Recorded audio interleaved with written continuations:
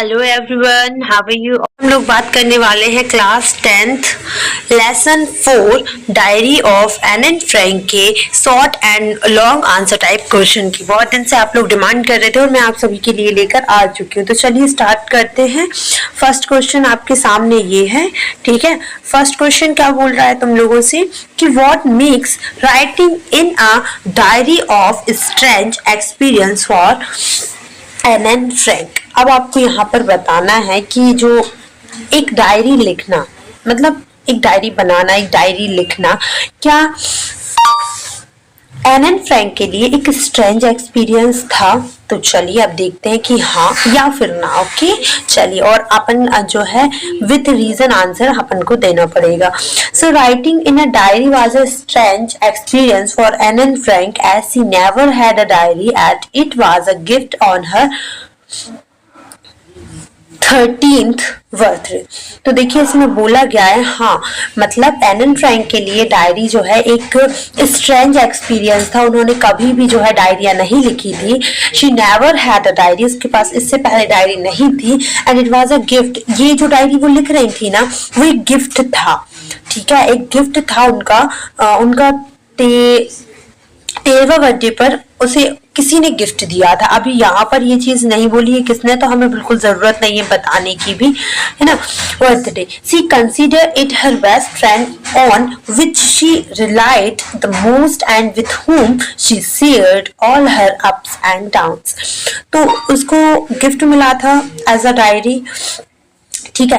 Diary एक प्रकार का उसके लिए गिफ्ट था जो उसे 13th बर्थडे पर किसी ने दिया था। उससे पहले उसके पास डायरी ना तो उसने कभी लिखी थी ना और उसके पास कभी थी। उसने उस डायरी को अपना बेस्ट फ्रेंड कंसीडर किया था, मतलब उसने अपनी डायरी को बेस्ट फ्रेंड बताया था। And she relied the most and with whom she shared all her, वो ना उसके साथ सारी चीजें शेयर करती थी, उसके अप डाउन, उसके साथ क्या हो रहा है, अगर वो कभी दुख में है या कभी सुख में है या किसी भी चीज को, वो सारी चीजें जो है उसी डायरी पर लिखा करती थी। तो yes it was a strange experience for her. Diary जो लिखना है उसके लिए स्ट्रेंज एक्सपीरियंस ही था। गाइस क्वेश्चन नंबर 2 देखें आप लोग। What does Anne want to keep a diary, sorry why does, क्यों जो है डायरी लिखना चाहती थी एन एंड फ्रैंक, क्यों उनको चाहिए थी एक डायरी, ठीक है। तो चलिए आंसर देखते हैं। देखिए N always feels lonely and distressed, so to get off all the burden and pain she wants to keep a diary in। तो देखिए यहाँ पर बोला जा रहा है कि जो एन एंड फ्रैंक थी वो पहले से, उनकी कोई फ्रेंड नहीं था, तो वो पहले से ही जो थी ना बहुत ही लॉनली फील करती थी, अकेले फील करती थी, हमेशा लाइक डिस्ट्रेस्ड रहती थी, हमेशा मतलब स्ट्रेस में रहती थी और हर एक चीज मतलब वो किसी से शेयर नहीं कर पाती थी, ना ही उनका कोई फ्रेंड था। तो वो चाहती थी कि जितना भी उनके अंदर बोझ है, जितनी भी चीजें हैं, वो सारी जो चीजें हैं वो उस डायरी में लिख दे। उनका जितना दर्द है, जितना बोझ है जो उन्होंने अपने अंदर छुपा के रखा है, इसलिए वो चाहती थी कि वो she wants to keep a diary in which she find a true friend, and as she has hardly any friends who she could confide it। देखिए यहाँ पर बोला जा रहा है जिसको वो एक मतलब उन्होंने उस डायरी को अपना ट्रू फ्रेंड बताया है, एक सच्चा दोस्त माना, जिससे वो सारी चीजें जो है किसी दोस्त से नहीं कह सकती थी, वो सारी चीजें उनसे शेयर करती थी और कन्वर्स्ड करती थी, ठीक है। क्वेश्चन नंबर 3 देखिए आप लोग। मुझे कमेंट सेक्शन में बताना ना भूलें कि आप लोग कहाँ से देख रहे हो, ठीक है। क्वेश्चन नंबर 3 देखना आप लोग। Why did Anne think she could confide more in her diary than in pupil?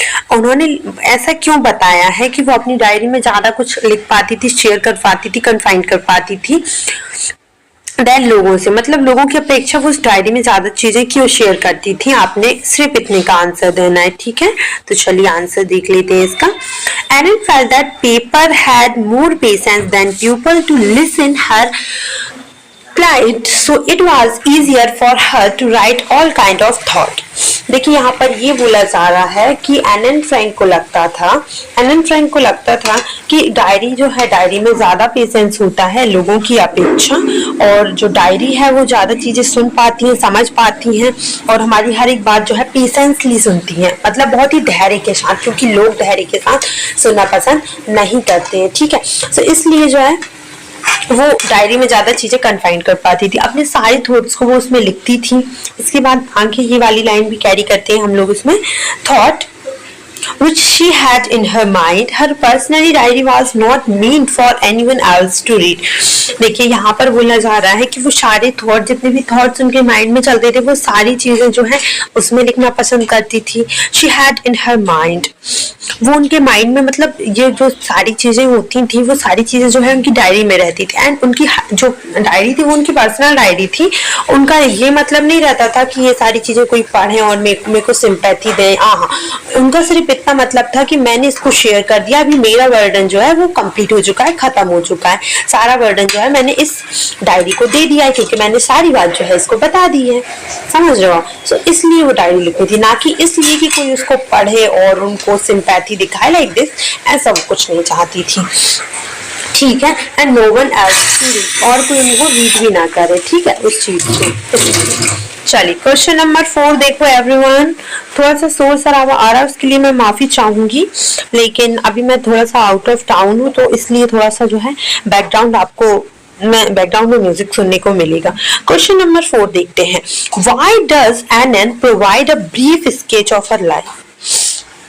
क्यों एनन ने डिसाइड किया कि वो अपना ब्रीफ जो स्केच है उनकी लाइफ का, एक छोटी सी समरी जो है वो प्रोवाइड करेंगी, देंगी? ऐसा क्यों उन्होंने डिसाइड किया था? चलिए आंसर भी देखेंगे। जब क्वेश्चन पूछा है तो आंसर तो मिलेगा ही।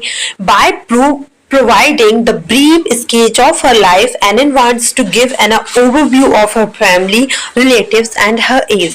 देखिए ये बोला जा रहा है कि वो इसलिए जो है प्रोवाइड कराना चाहती थी, उनका ब्रीफ स्केच जो है देना चाहती थी, बिकॉज एनन वांट्स टू गिव, एनन को मतलब देना था, वो चाहती थी कि उनका जो है एक शॉर्ट ब्रीफ समरी जो है उनके ऊपर लिखी भी जाए, और वो सारी चीजें सबको बताए, उनके रिलेटिव्स, उनकी फैमिली, उनकी सब जो है उनकी एज के बारे में। ठीक है, क्योंकि वो अभी 13 की ही हुई है। ठीक है, इसके बाद this helps the readers to develop a connection with the author, जिससे हेल्प मिल सके रीडर्स को। जैसे हम लोग पढ़ रहे हैं तो हम लोगों को क्या है, हेल्प मिल सके, और हम जो है ऑथर के साथ जो है कनेक्ट हो सके। ठीक है, इसलिए जो है वो चाहती थी कि मैं एक ब्रीफ स्केच दूं, और ताकि जो है लोग मुझे ज्यादा, जो रीडर्स है, जो ऑथर से है ना, वो ज्यादा कनेक्ट में हो सके। क्वेश्चन नंबर 5 देखिए guys. What tells you that Anne loved her grandmother? किसने बताया है कि एनन जो है अपनी ग्रैंड मदर से बहुत ज्यादा जो है स्नेह करती थी, बहुत लगाव था उनको उनसे। तो किसने बताया है ये? मतलब किस चीज से आपको इंडिकेट मिले हो कि हाँ भाई ऐसा जो है वो अपनी ग्रैंड माँ से जो है ज्यादा लगाव में थी? तो ये चीज आपको कैसे पता चली, क्या बता रहा है इसमें, वो सारी चीजें हम इस क्वेश्चन के आंसर में देखेंगे। देखिए आंसर लिखा हुआ है, Anne lived with her grandmother for some time while her parents settled down in Poland. She was very close to her grandmother. देखिए यहाँ पर बोला जा रहा है कि जब जो है वो कुछ टाइम के लिए अपनी ग्रैंड मदर के साथ रही थी, क्योंकि उनके पेरेंट्स जो हैं हॉलैंड में जो है सेट डाउन हो गए थे, जा चुके थे, और उनको जो है उनकी ग्रैंड मदर के पास छोड़ा था कि उनको कुछ टाइम के बाद जो है हम कैरी कर लेंगे, ले जाएंगे यहाँ से। तो वहां पर वो जो है अपनी जो ग्रैंड मदर है उनको एज अ फ्रेंड मानती थी, और बहुत ज्यादा क्लोज हो गई थी उनके।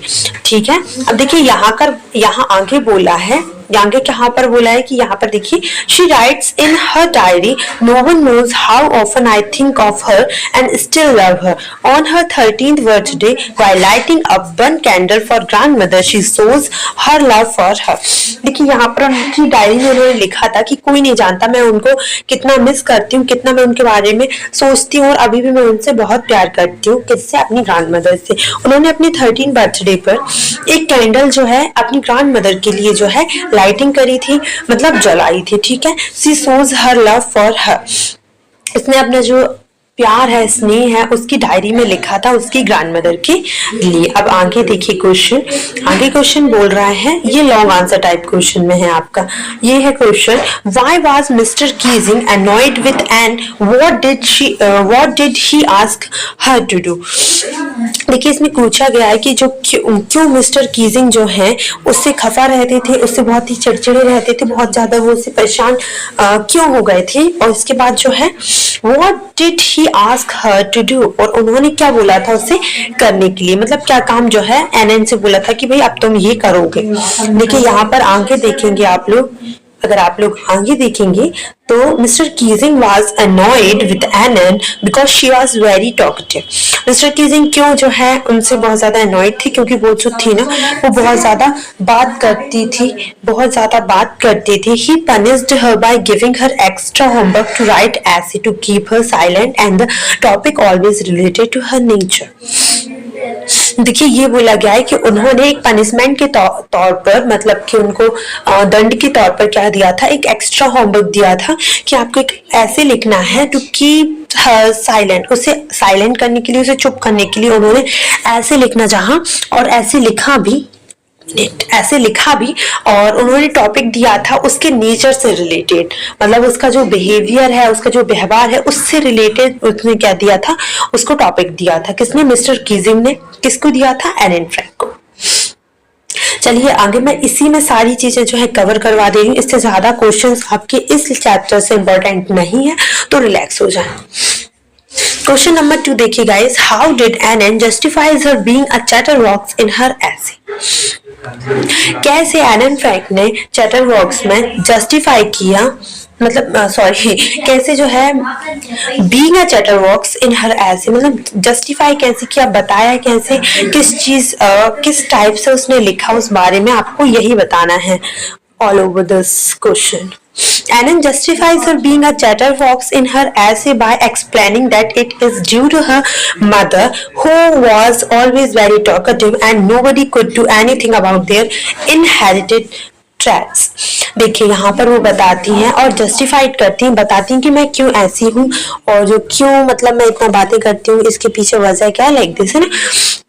उन्होंने जस्टिफाइज किया, उन्होंने बताया बहुत ही विस्तार से कि चैटरबॉक्स जो है एक्सप्लेनिंग दैट कि ये जो मेरे अंदर है कि मैं इतनी बातें करती हूँ, ये नाम मेरी माँ से आया है।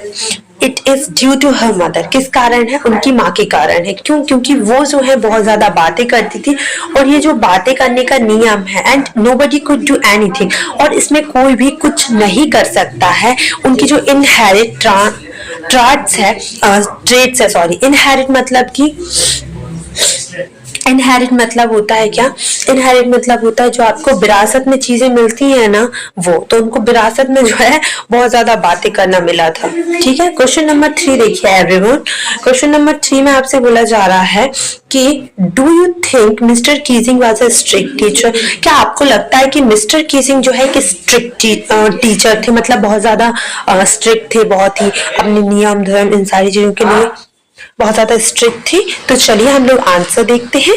आंसर में लिखा हुआ है कि no one, mister Keesing was not a bad और strict teacher because a teacher did something for the welfare of his students. देखिए यहाँ पर बोला जा रहा है कि मिस्टर कीजिंग जो है एक बैड या स्ट्रिक्ट टीचर नहीं थे, जबकि वो एक बहुत ही अच्छे टीचर थे।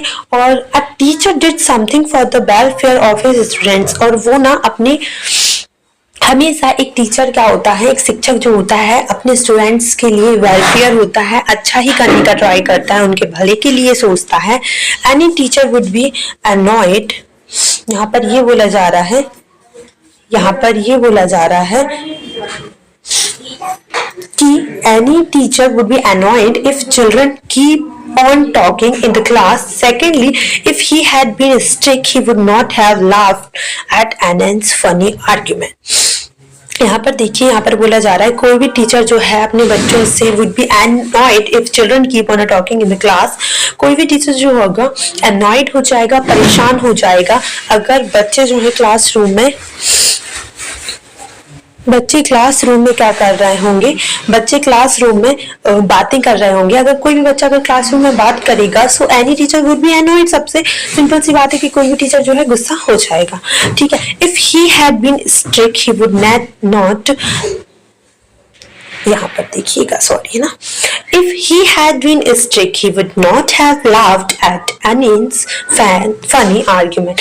अगर वो स्ट्रिक्ट होते, ठीक है, अगर वो थोड़े से भी स्ट्रिक्ट होते ना तो वो कभी एनियंस फनी आर्ग्यूमेंट पे, एनियन जो होती थी वो बहुत फनी आर्ग्यूमेंट करती थी, मतलब ऐसे मजाकिया तर्क वितर्क करती थी, तो उस पर कभी वो हंसते नहीं। अगर वो स्ट्रिक्ट टीचर होते तो उनके इस बर्ताव पर, इस बिहेवियर पर वो कभी भी हंसते नहीं। लेकिन वो हंस रहे हैं मतलब फंस रहे हैं, मतलब कि वो स्ट्रिक्ट टीचर नहीं थे, कैजुअल थे। क्वेश्चन नंबर 4 देखें everyone. What made mister Keesing allowed Anne to talk in class? Mister Keesing जो है एनन को अलाउ क्यों किया, क्या किया, क्या बनाया? यहाँ पर बोला है कि बात करने के लिए क्लास में। चलिए ठीक है, आंसर देखते हैं। ये देखिए, Annan's last essay in the form of a poem sought Mr. Kissing the lighter side of a naughty child. It helped bridge the generation gap between the teacher and the student. देखिए यहाँ पर क्या चीज है, क्या ऐसा जो है बनाया? व्हाट मीन मिस्टर कीजिंग, मतलब क्या चीज ऐसा थी जो अलाउ करी, मिस्टर कीजिंग ने अलाउ कर दिया कि हाँ ठीक है आप बात कर सकती हो, जितनी बातें वो करती थी उसको अलाउ कर दिया। तो लास्ट ऐसे में जो लास्ट पोयम थी, मतलब लास्ट ऐसे जो है उन्होंने किस फॉर्म में लिखा था? एक पोयम फॉर्म में लिखा था। किसने लिखा था? वो चाइल्ड जो एनन थी ना उसने लिखा था। तो उसमें ये बताया गया था, लाइटर साइड बताया गया था एक नॉटी चाइल्ड का, एक मतलब नटखट शरारती व्यक्ति का, ठीक है, जो कि एक ब्रिज बनाता है, मतलब मदद करता है एक ब्रिज बनाने में, कि कितना गैप होता है टीचर और स्टूडेंट्स में, है ना। तो उसमें जो है बहुत ही नॉटी तरीके से, बहुत ही मतलब बहुत ही लाइटली तरीके से जो है ये चीजें जो है समझाई गई थी उसके लास्ट ऐसे में। ये भी आपका बहुत इंपॉर्टेंट इसलिए मैं बता रही हूँ। वैसे आपको लग रहा होगा कि think about page number 54 like, तो सारे क्वेश्चंस इसमें इंक्लूड नहीं है, जो इंपॉर्टेंट नहीं थे वो हटा दिए गए। ठीक है, क्वेश्चन नंबर फर्स्ट देखिए। Was Anne right when she said that the world would not be interested in the musing of a 13-year-old girl?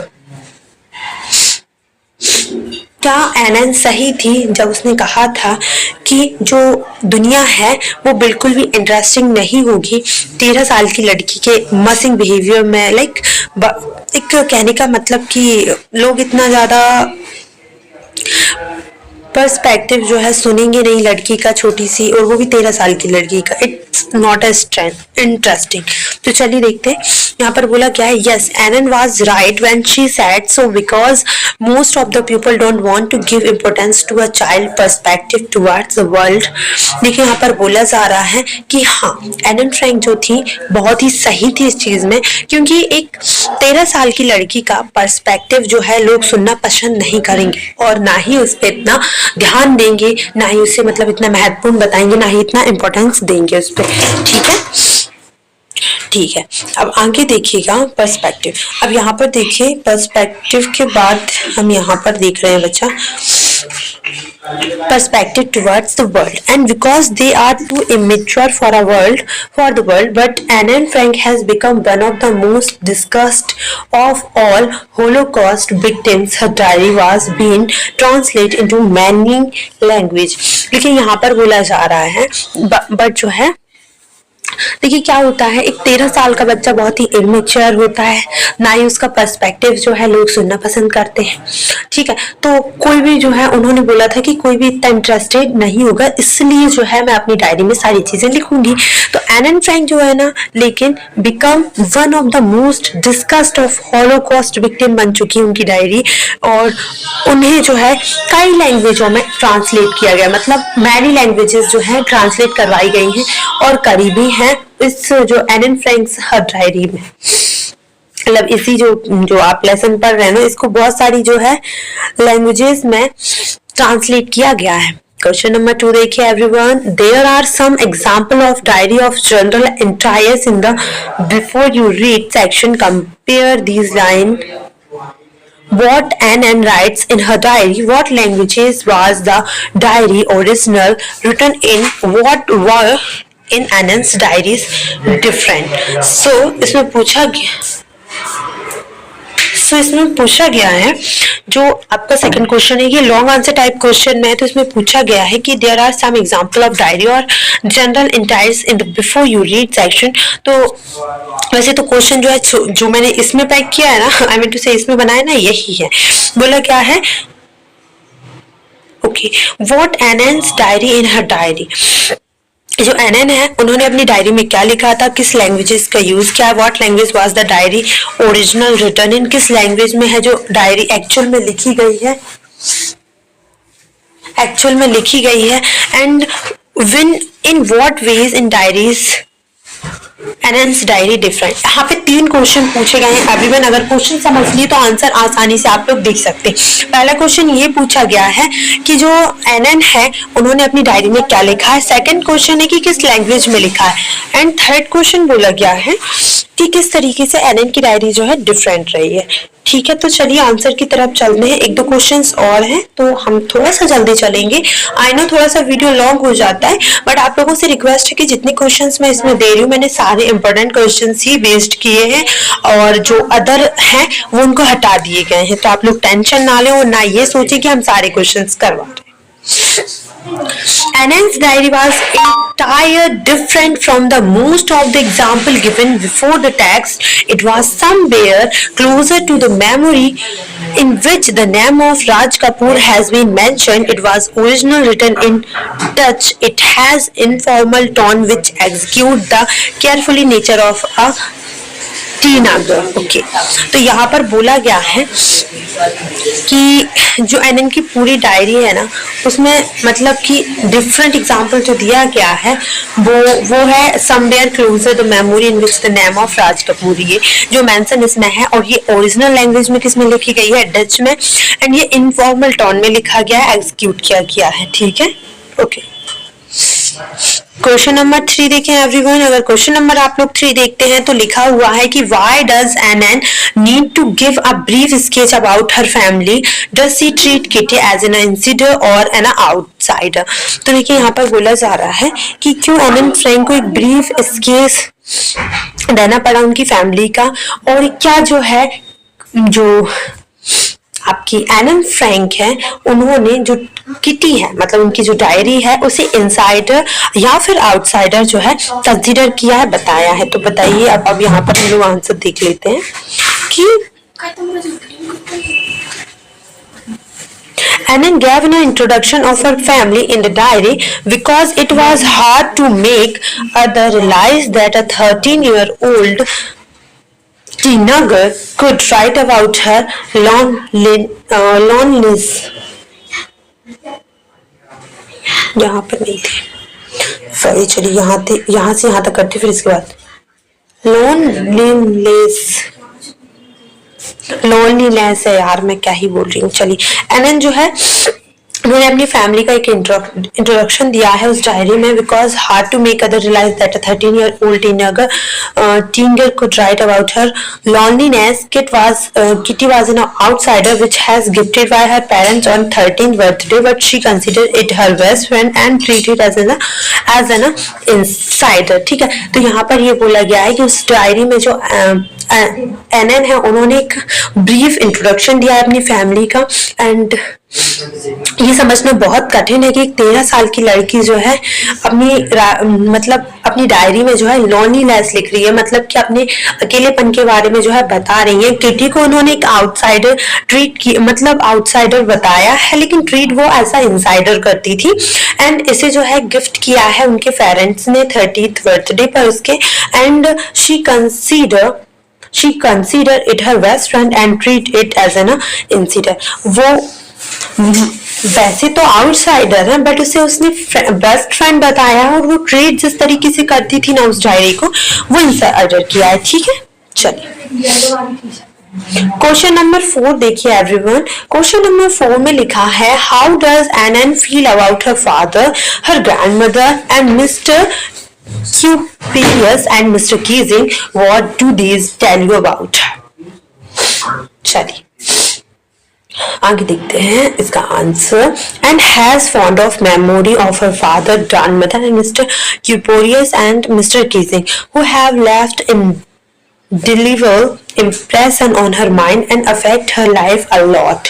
देखिए यहाँ पर बोला गया है कि वो जो है अपने फादर, ग्रैंड मदर, मिस्टर जो उसके टीचर्स हैं दोनों, Mr Kuperus and Mrs Kuperus and Mr Keesing, ठीक है, जो है एक उनको इम्प्रेशन भी दिया है, इंक्लूडिंग उनको उनकी लाइफ को बहुत ज्यादा इन लोगों ने इफेक्ट भी किया है, ठीक है। Way she represent all of them in her diary reveal that Anne was very good understanding people that है ना एट डेवलपिंग इंटरपर्सनल रिलेशन। तो उसमें अपनी डायरी में जो चीजें लिखी है उसमें बताएं कि कैसे जो है उनकी लाइफ में जो है अंडरस्टैंडिंग पीपल थे, समझने वाले लोग थे, और कैसे उन्होंने अपने रिलेशंस को, इंटरपर्सनल रिलेशनशिप को डेवलप किया है, ठीक है। क्वेश्चन नंबर हम लोग 5 देख लेते हैं।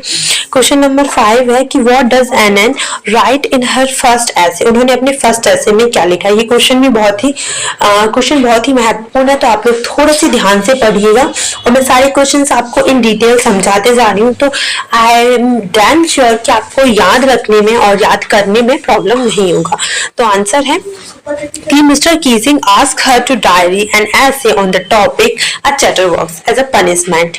मिस्टर कीजिंग जो है उनको क्या देते हैं, कैसे देते हैं चैटरबॉक्स पर एज अ पनिशमेंट, दंड के रूप में, क्योंकि वो बहुत ज्यादा बातें करती थी, टॉकेटिव थी इसलिए। In this essay she accepted the drawback of being talkative but argued that it was in her genes as her mother was also very talkative. वो एक्सेप्ट करती हैं इस चैटरबॉक्स ऐसे में कि भाई वो टॉकेटिव हैं, बहुत ज्यादा बात करती, लेकिन वो आर्ग्यू करती हैं कि ये चीज उनके अंदर जो है आई कहाँ से है। उनकी माँ जो है बहुत ज्यादा टॉकेटिव पर्सन थी, बहुत ज्यादा बातें करती थी, तो ये जो है उनको एक इनहेरिट चीज है जो उनको विरासत में मिली है, इससे उनका कोई वास्ता नहीं है। अब और इस चीज पे एनीवन कुड नॉट हेल्प, ठीक है। तो ये चीज उनको विरासत में मिली, तो कोई भी जो है हेल्प नहीं कर सकता। It was difficult to give up the habit and it was also a students trait. Even mister Keesing laughed at the argument she had given. और वो आगे बोलती हैं कि डिफिकल्ट है कि इस हैबिट से गिव अप करना, मतलब कि इस हैबिट को जो है छोड़ना, एक तरीके से ये हैबिट उनको इनहेरिट है, भाई मिली है, तो वो इस चीज को छोड़ नहीं सकती, ना ही गिव अप कर सकती है। और यहाँ पर वो बोलती है कि जो ये आर्ग्यूमेंट उन्होंने लिखा था ना उनके ऐसे में, तो इससे जो है मिस्टर कीजिंग भी उनके इस फनी आर्ग्यूमेंट पे बहुत ज्यादा हंसी थे, क्योंकि उन्होंने रीजन दिया था कि ये उनको इनहेरिट चीज है जो उन्हें विरासत में मिली है, मान के चलो, तो वो इस चीज को छोड़ नहीं सकती, आप कुछ भी कर लो। क्वेश्चन नंबर 6 एवरीवन देखिएगा। Anne says teachers are most unpredictable, is Mr Keesing unpredictable. तो देखिए यहाँ पर बोला है कि एनन कहती है कि टीचर जो होते हैं अनप्रिडिक्टेबल होते हैं, तो क्या मिस्टर कीजिंग भी अनप्रिडिक्टेबल है। चलिए देखते हैं। यहाँ पर देखेंगे हम लोग आंसर में, यहाँ पर आंसर में लिखा हुआ है Annan took perfect example of Mr. Keating as an unpredictable teacher because Mr. Keating seemed to be indifferent towards Annan's behavior। देखिए यहाँ पर Annan ने बहुत ही परफेक्ट एग्जाम्पल दिया है मिस्टर कीजिंग का, कि जो है मिस्टर कीजिंग एक अनप्रिडिक्टेबल टीचर है, बिकॉज मिस्टर कीजिंग जो है seems to be indifferent towards Anne's behaviour, क्योंकि उनको ऐसा लगता है, प्रतीत होता दिखाई दे रहा है यहाँ पर कि एनन्स के बिहेवियर से, एनन के बर्ताव से, तौर तरीके से बहुत ही इनडिफरेंट है वो। Early he laughed but later he allowed Anne to talk in the class post reading her essay. देखिए यहाँ पर पहले तो जो है वो बहुत जल्दी हंसने लगते हैं उस चीज पे, और बाद में जो है वो अलाउ कर देते हैं उनको क्लासरूम में पोस्ट रीडिंग, मतलब रीडिंग के टाइम पर ऐसे लिखने के लिए और बात करने के लिए इस ऐसे के दौरान। क्वेश्चन नंबर 7 देखिए एवरीवन, जो कि बहुत इंपॉर्टेंट है आपका। What do these statement tell you about Anne Frank's as a person. ये स्टेटमेंट जो नीचे दिए हुए हैं वो क्या बता रहे हैं एनन फ्रैंक्स के बारे में, वो कैसी पर्सन है, कैसी व्यक्ति है। देखिए क्वेश्चन नंबर फर्स्ट में यहाँ पर ये बोला जा रहा है, हम आंसर अभी देख रहे हैं, we don't seem to be able to get any closer and that's I think it is not important, so we should let them go. यहाँ पर हम लोग आगे देख लेते हैं थोड़ा सा, अगर कोई इम्पोर्टेंट क्वेश्चन है तो मैं जरूर करवाऊंगी, और आई थिंक नहीं होगा तो आई थिंक कोई मतलब नहीं है आपको इन क्वेश्चंस को करने का। जो इम्पोर्टेंट थे वो तो मैंने बता दिए, बाकी मैं और देख रही हूँ। It is not important guys, आप सभी के लिए जो मैंने important so much for watching this guys. आप सभी को मतलब बहुत बहुत धन्यवाद, आपने ये वीडियो देखा। बस लास्ट तक वीडियो को देखा करें ताकि आपको पूरी इन्फॉर्मेशन एंड सारे क्वेश्चंस जो है टाइम टू टाइम मिलते रहें। मैं ऑल इम्पोर्टेंट क्वेश्चन आंसर की सीरीज चला रही हूँ, महा इम्पोर्टेंट क्लासेस में, तो सब लोग से रिक्वेस्ट है कि चेक कर लो भाई, और जितने भी क्वेश्चन इसमें करवाए जाएंगे प्लेलिस्ट बना दे रही हूँ मैं अलग से, तो जितने भी क्वेश्चन मैं इसमें करवा रही हूँ ये आप सभी के लिए बहुत इंपॉर्टेंट है। Okay, so thank you so much everyone for watching this. Playlist में जाओ, जहाँ के क्वेश्चंस नहीं